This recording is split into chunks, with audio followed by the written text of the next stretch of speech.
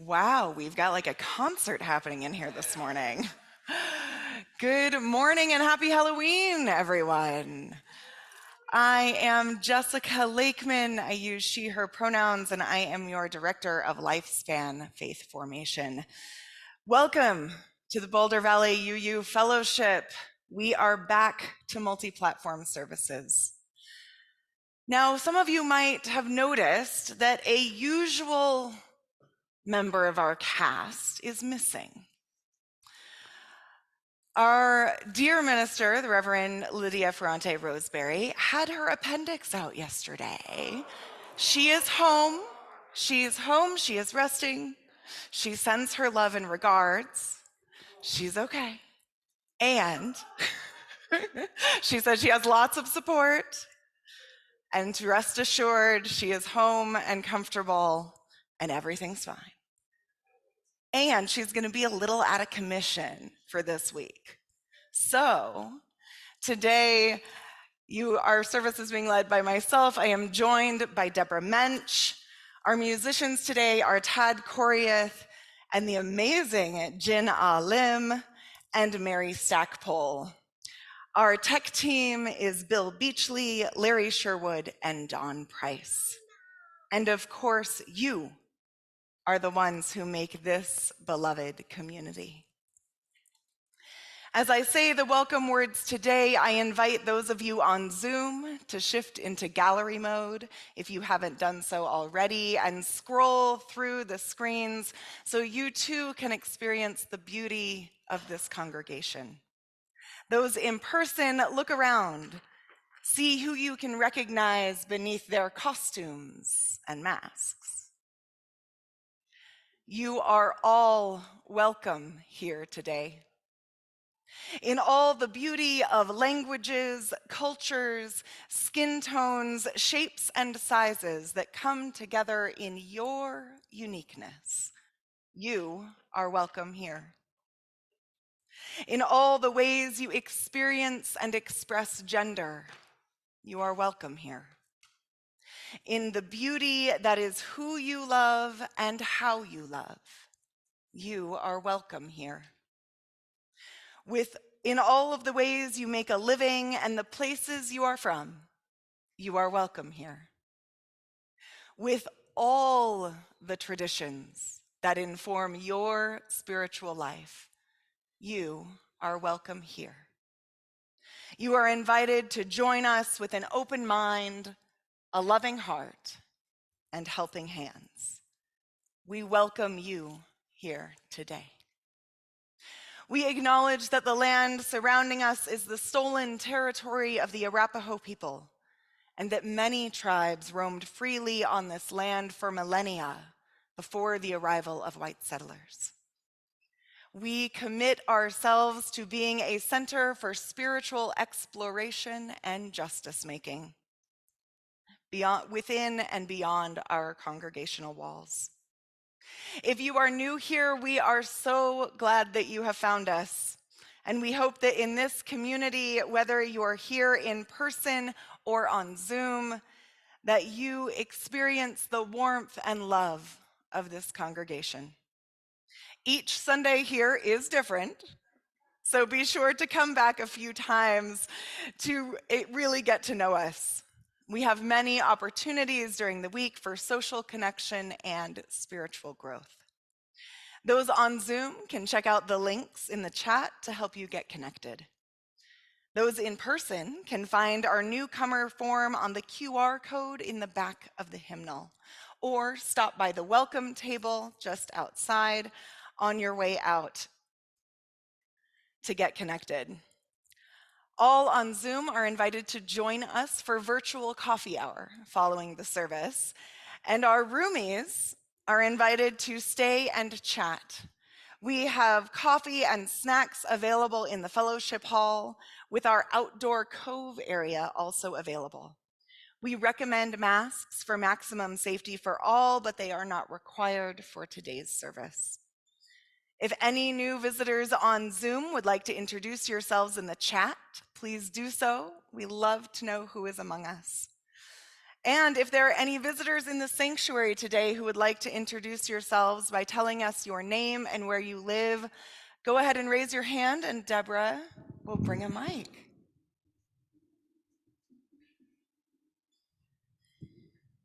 Hi, we are Fran and Steve Strait from Binghamton, New York, but we now are living in Thornton with our daughter.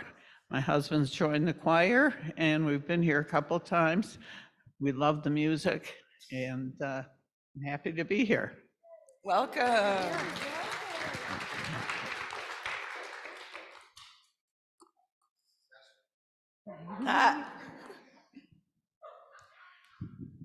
Hey y'all, I'm Kenny Wiley and I'm visiting from Houston, Texas, where I'm a member of Friends Congregational UCC Church in College Station, Texas.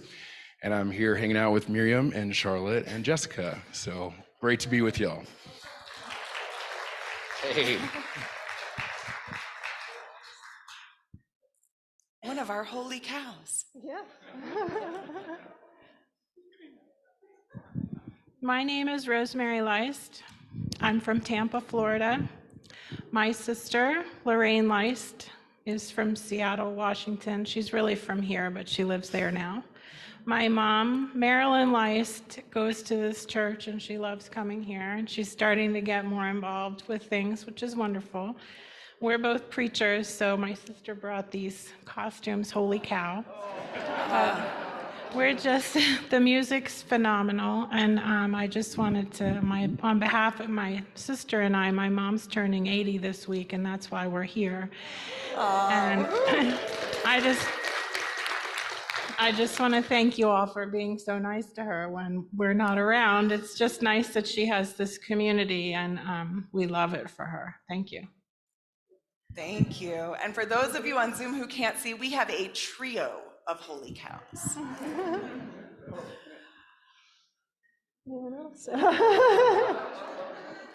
The Holy Trinity. Did someone just say that?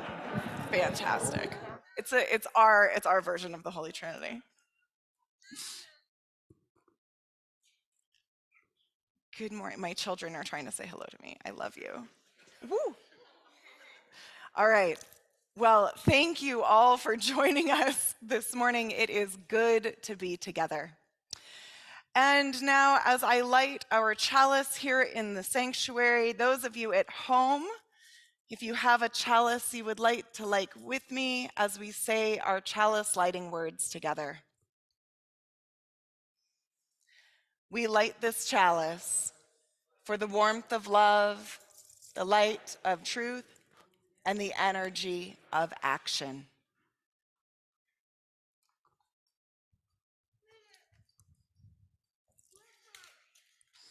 And now I will sing our bowl again, inviting you to draw deeper into the present moment and this, our beloved community.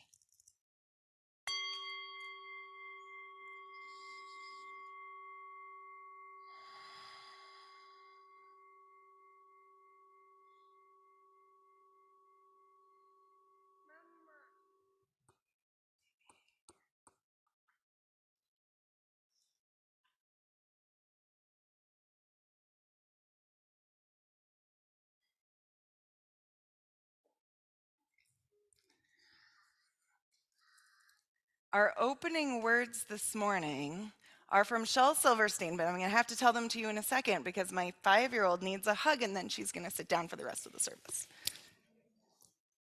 I love you. Okay. So our opening words are from Shel Silverstein. That's, of course, now her twin sister, right? If you help one, you got to help the other. Come here, baby. Come here. Okay. Okay. Shel Silverstein. He loved kids. See, it works. It's fine. That story is creepy. It's waily. It's weepy. It's screechy and screamy right up to the end.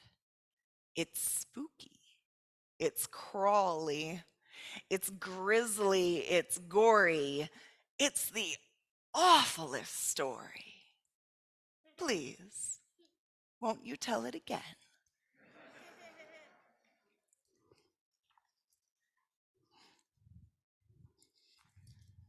Good morning, everyone. We are going to keep the Halloween festivities going and sing a spooky song together. I would love some help from my young friends. Does anybody want to come sit with me? Yeah, grab a pillow. Come on. You want to pause the face painting and come sit? So we are going to sing this song all together. We'll sing through it twice so you can get the tune in your head. Then we're going to split up. In this half of the room will sing with myself and our young friends. And this half of the room gets to sing with our spooky skeleton, Tad. And we'll stay sitting down for our spooky song. Are you guys ready? Okay.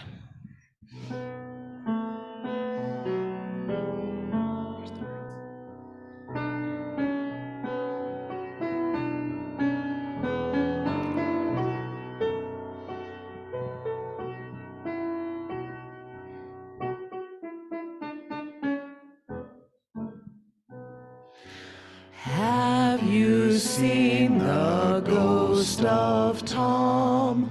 Long white bones and the rest all gone. Poor Tom. Wouldn't it be chilly with no skin on? Have you seen the ghost of Tom? Long white bones and the rest all gone. Poor Tom. Wouldn't it be chilly with no skin on? Have you seen the ghost of Tom? Here we go. Have you seen the ghost of Tom? Long white bones and the rest all gone. Wouldn't it be chilly with no skin? Tom, wouldn't it be chilly with no skin? One more time. Have you seen the rest of Tom? Long white bones and the rest all gone. Wouldn't it be chilly with no skin? Tom, wouldn't it be chilly with no skin on?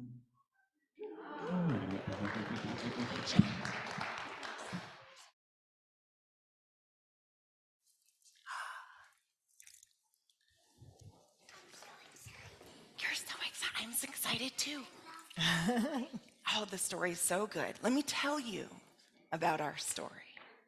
Our story this morning is adapted from Anna Mayall's retelling of the Egyptian folktale, The Monster Who Grew Small. Our story takes place long ago, and yet not so very long ago, with a young boy who believed himself to be a coward. Whenever the boy had to go down to the river, he feared that crocodiles would eat him. And when he walked in the forest, he imagined snakes in the shadows. But the place that always felt the most dangerous was the path to the village. And whenever he had to go along it, he used to run. One day, as the boy made his way along the path through the forest, he heard a voice crying out from the shadows of the darkest trees. Help! It was the most frightening part of the path, so he put his fingers in his ears and ran even faster, but he could still hear the voice. Help! His fear was very loud, but even so, he could hear his heart, and it said to him, perhaps the owner of that voice is much more frightened than you are. You know what it feels like to be frightened. Don't you think you ought to help? And so he took his fingers out of his ears and plunged into the forest in the direction of the cries. There he found a hare caught by the leg in a tangle of creepers. And the hare said to them, "I was so very frightened, but now you have come. I am not afraid anymore.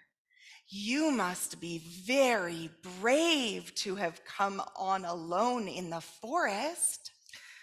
Oh, I'm not at all brave. In my village, they call me Miobi, the frightened one.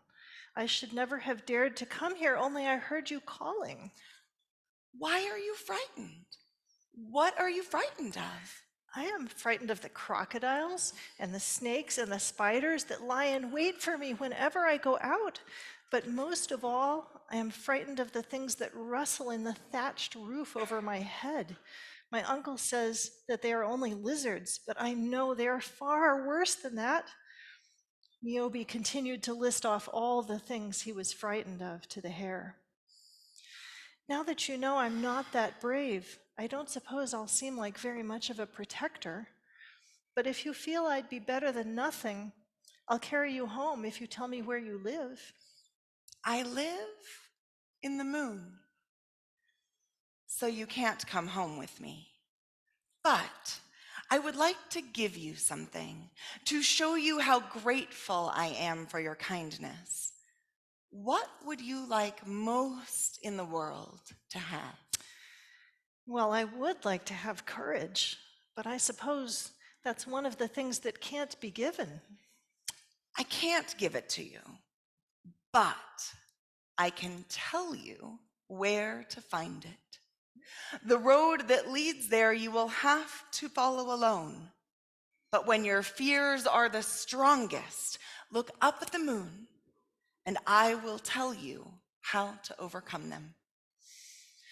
So the next morning, the boy set out on his journey. We are going to pause our story here, and when we return, Miobi will meet his first challenge.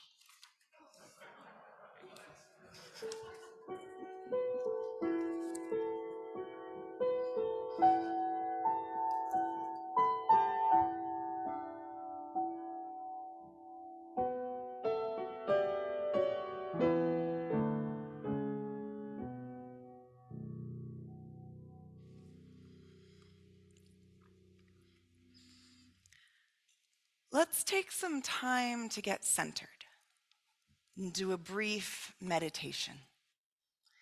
Let's invite our whole selves into this moment.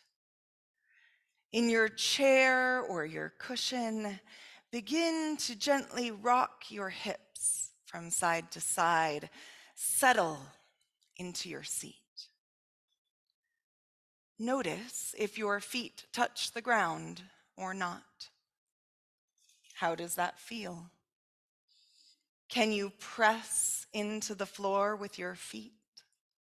Like a seedling, send some imaginary roots down into the ground from the bottom of your feet. Now, extend your legs and flex and point your toes. Add to that clenching your hands into fists and then opening them wide. Let yourself rest all of your attention on the sensations in your hands and feet. Staying seated, wiggle your spine from left to right. From your seat on up to your shoulders. Let your head bob around slowly like a bobblehead.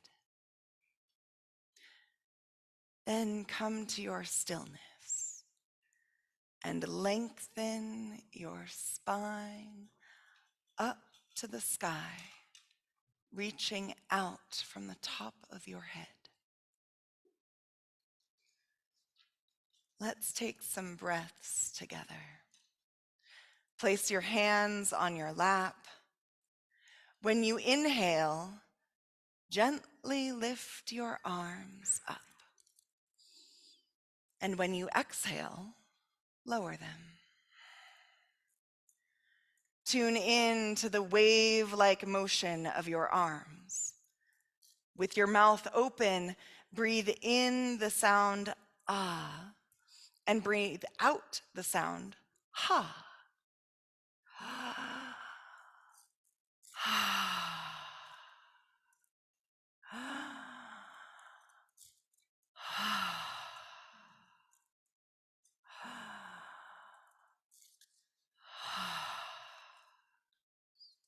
Next, stack the palms of your hands on top of your head. Gently press down while also lengthening your spine. Feel the sensation of your hands and the crown of your head pressing into each other. Rub your thumb and fingertips together right next to your ears. Let that sound be the only thing you can hear. Next, wrap your arms around yourself and give yourself a hug. Take 3 deep breaths.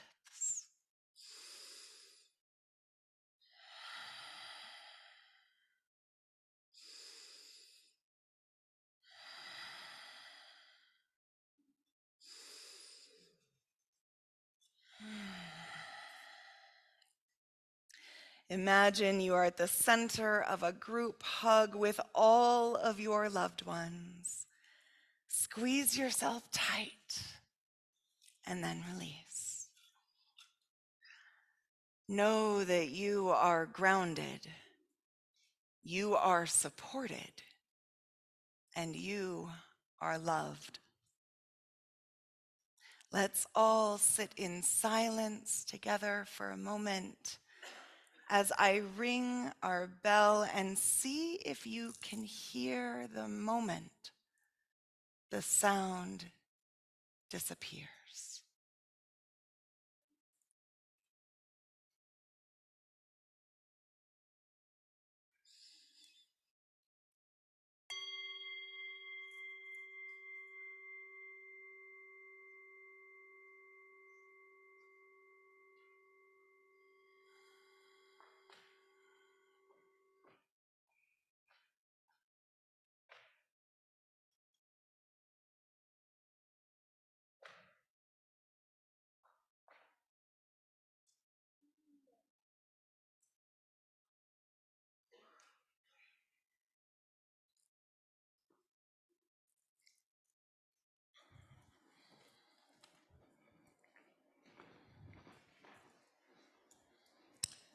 So we come back to Miobi just as he is setting out on his journey to find courage.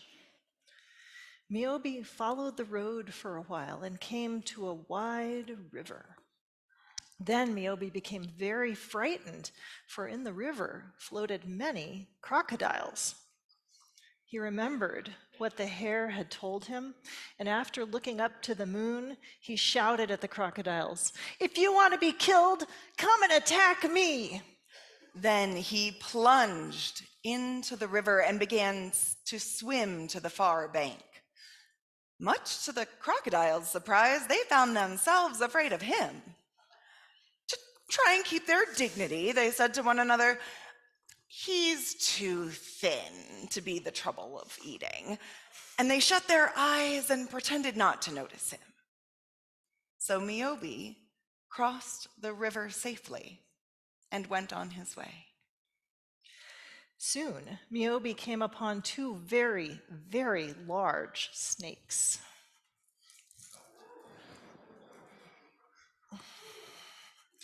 The snakes said loudly, "If you come 1 step farther, we shall eat you." Miobi was very frightened, for snakes were one of the things he feared most. But then he looked up at the moon, and he knew what the hare wanted him to do. "Oh, large and intelligent serpents, a boy so small as myself could do no more than give one of you a satisfying meal. Half of me wouldn't be worth the trouble of digesting. By whom will I have the honor of being eaten? Sensible boy, I will eat you all myself. Oh, no, you won't. He's mine. No, he's mine. You had the last one. Did not. Yes, you did. Don't you remember? It was the young farmer That boy. was you. No, it wasn't. The serpents were so busy arguing over which of them should eat Niobe that the boy slipped past and was already out of sight. So Niobe felt cheerful and began to whistle. For the first time, he found himself enjoying the shapes of the trees and the colors of the flowers, instead of wondering what dangers might be lurking. Soon, he came in sight of a village and could hear people lamenting. As he walked down the single street, no one took any notice of him, for the people were too busy moaning and wailing. Niobe went to the house of the headman, who he found sitting cross-legged with his eyes shut and his fingers in his ears. Niobe had to shout very loud to make him hear. Eventually, the old man opened one ear and one eye and growled, "What do you want?" Nothing. I wanted to ask what you wanted. Why is your village so unhappy? You'd be unhappy too if you were going to be eaten by a monster. Who's going to be eaten? You? Everyone, our whole village. There are quite a lot of people in your village. Could you kill the monster if you all helped? Impossible. Too big, too fierce, too terrible. Well, what does the monster look like? They say it has the head of a crocodile and the body of a hippopotamus and the tail of a very fat snake. But it's sure to be even worse. Don't even talk about it. He put his hands over his face and rocked backward and forward, moaning to himself. Oh. Well, if you tell me where the monster lives, I will try and kill it for you, said Niobe, much to his own surprise. The monster lives in the cave on the top of that mountain. The smoke you can see comes from its fiery breath. You'll be cooked before you are eaten. Niobe looked up to the moon, and he knew what the hare wanted him to say. I will go up to that mountain and I will challenge the monster. We'll leave Niobe briefly now, as he prepares his courageous heart, sound mind, and body to face this great, terrifying monster. Each week, we remind ourselves of the abundance of our lives and this community by giving away half of our offering plate to those organizations which share our values. Today, that half plate is for the Unitarian Universalist Animal Ministry. UUAM is an organization of concerned Unitarian Universalists who express their faith through compassion towards all beings, human and non-human alike. Through education and advocacy, they aim to build justice and compassion for animals, working to protect the integrity of the web of life we share. Through their work, they seek to build a world that is inclusive and equitable. Your donations today will help to implement projects and assist more than 30 UUAM local chapters around the world. For more information, look for the Eco Justice team after the service. Are any of you here? Raise your hand. Or check in on the Zoom link in the chat if you are on Zoom, and that link will also be emailed out after the service where you can look for more information. You can text your donation at the number on the screen, or if you are in the fellowship today, please place a donation in the offering plate as it passes. Please give generously as you so often do. As our musical reflection begins, we invite you to reflect upon and to write into the chat if you are on Zoom, or share with your neighbor quietly if you are here, the answer to this question: what gives you courage?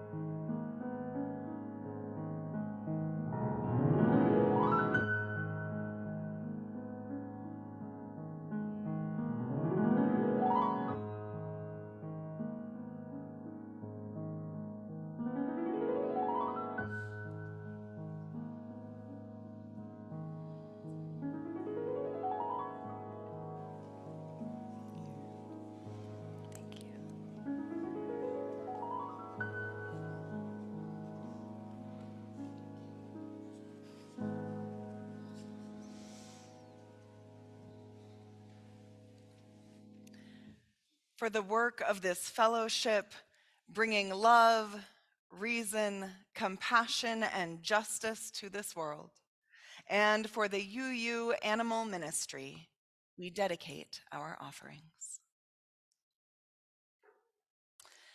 Now, when we left Miobi, we can't forget Miobi. He was getting ready to climb up the great mountain to challenge the terrifying monster.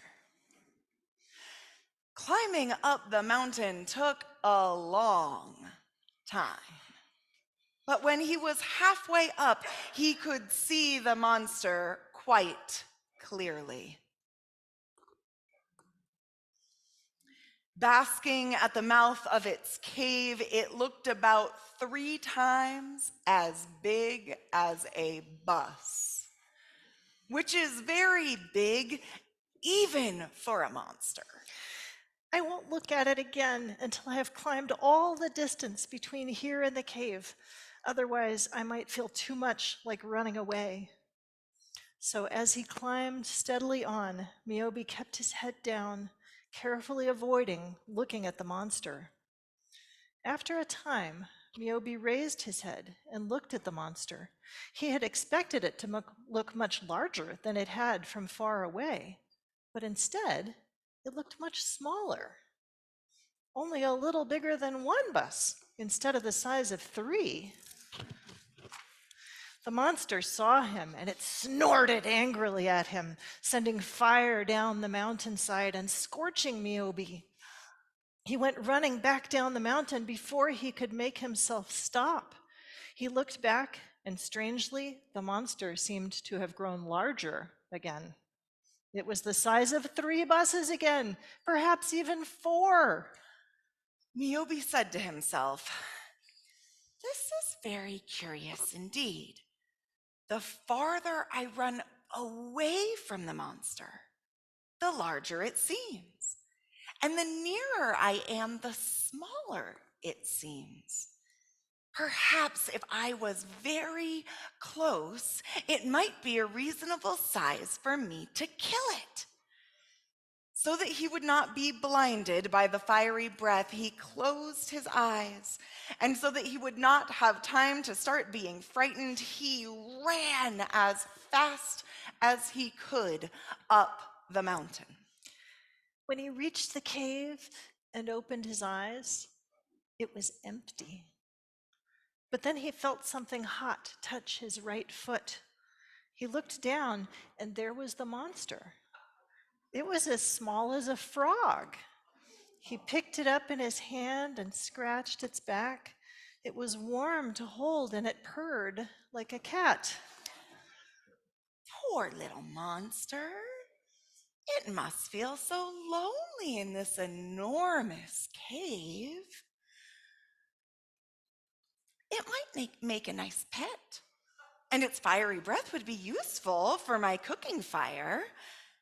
So he carried it carefully down the mountain, and it curled up in his hand and went to sleep. When Niobe saw the villagers and the villagers saw Niobe, they thought they must be dreaming. They had been so sure the monster would kill him.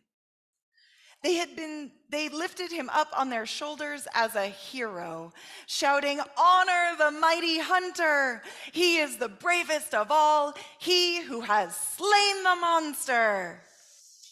Niobe felt very embarrassed, but I didn't kill it. I brought it home as a pet. He explained that the monster had only seemed big as long as he was running away, but the nearer he got to it, the smaller it grew, until at last, when he was standing beside it, he could pick it up in his hand.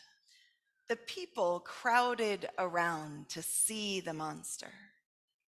It woke up, yawned, a little puff of smoke, and began to purr. A little girl asked Niobe, "What's its name?" The monster itself responded, "I have many names. Some call me famine, and some pestilence. But some humans even give me their own names. But most people call me what might happen." And with that, the monster that grew small curled back up in Niobe's hand and fell asleep. And Niobe, who was indeed very brave, walked back into the forest, whistling.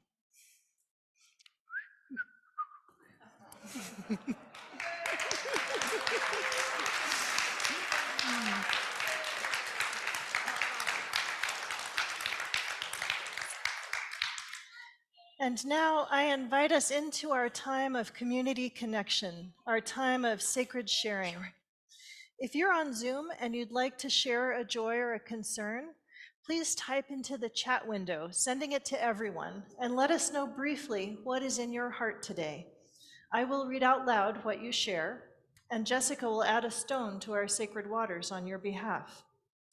If you're in the sanctuary today, you can come up front. Since we have the kids here today, please line up on this side. Share your joy or concern using the microphone and add a stone to the waters. Or if you prefer, you can add a stone in silence. Wherever you are, please tell us your name and where you live when you share.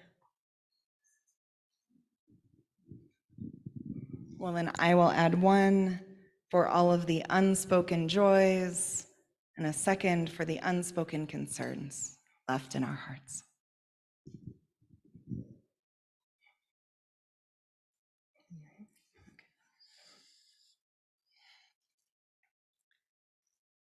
If you will join me now for a moment of prayer and meditation.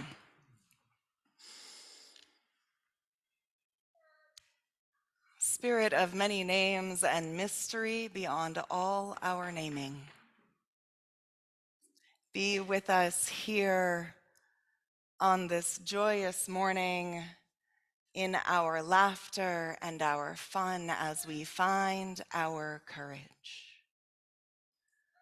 As we hold in our hearts our dear minister, Lydia, as she recovers from her surgery yesterday.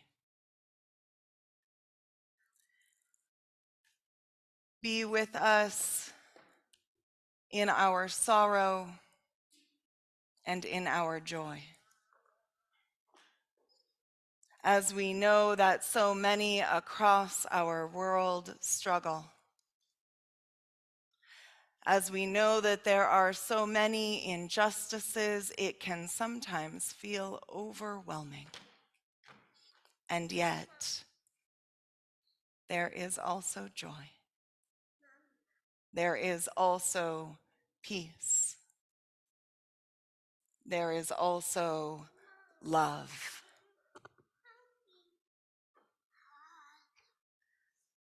As we hold both the duality of our fears and our courage.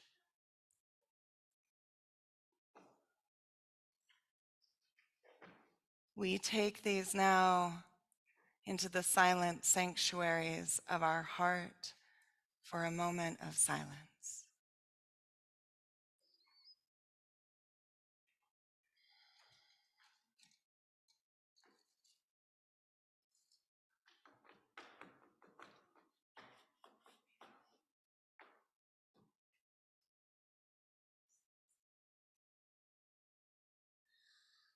In the name of all those known and unknown, remembered and forgotten, present and absent, in the name of all helpers of humankind, amen and blessed be.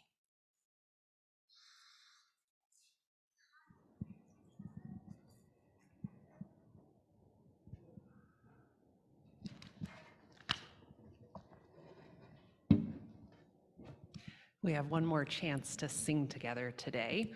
Not a spooky song, but an appropriate one. We are going to sing number 1012 in your teal hymnal, When I Am Frightened. Again, that's number 1012. You are invited to rise in body or spirit as you're willing and able.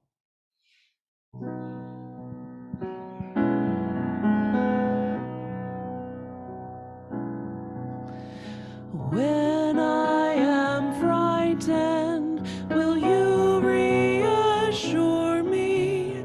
When I'm uncertain, will you hold my hand?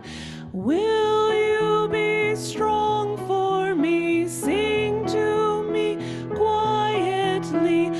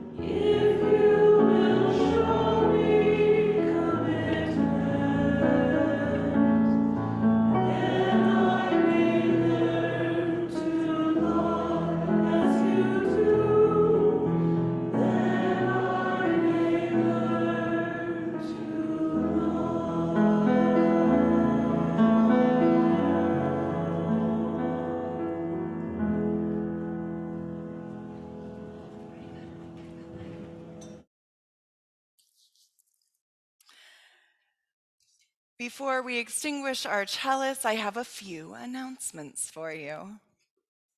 The first being that instead of just getting up and wandering out at the end of the service, we instead invite you, especially if you are in costume, to do a little Halloween costume parade down the center aisle for our recessional. So if you usually sit and listen to all of the music because we love the incredible music that Tad does, sit for a little bit, but then use the music to also walk out on your way to coffee hour. So I will encourage you, if you plan to be a part of that, come around this way and then walk up the front and then down the center aisle and out the back. And those of you not in costume can sit and enjoy the parade. Second Halloween-related announcement, we have a carved pumpkin contest happening.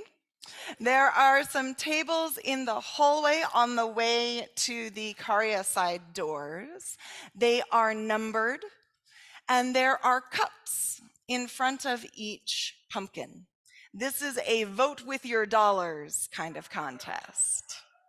So if you have cash, you may put it into the cup of your favorite pumpkin. But if not, because we know so many of you don't carry cash on hand anyway these days, I know I am guilty of that. We have QR codes and short URLs that you can pull up on your phone to donate via PayPal, and it will give you the option to select which number pumpkin you are voting for. Be sure to select which number pumpkin you're voting for, otherwise the contest will get a little skewed. So those of you who have submitted pumpkins, thank you. And if you are able to hang out until a little bit later, we will tally up our donations near the end of coffee hour. If you're still here, I can get with you and give you a prize. Otherwise, I will send them to you and you'll have them by next Sunday. Finally, our Inquirers series starts next Sunday. Inquirers is a series of classes which will happen every week after the service. Each week, the topic is different and is an opportunity for you to learn more about our fellowship and Unitarian Universalism. So these will happen generally at 11:30 here in the sanctuary.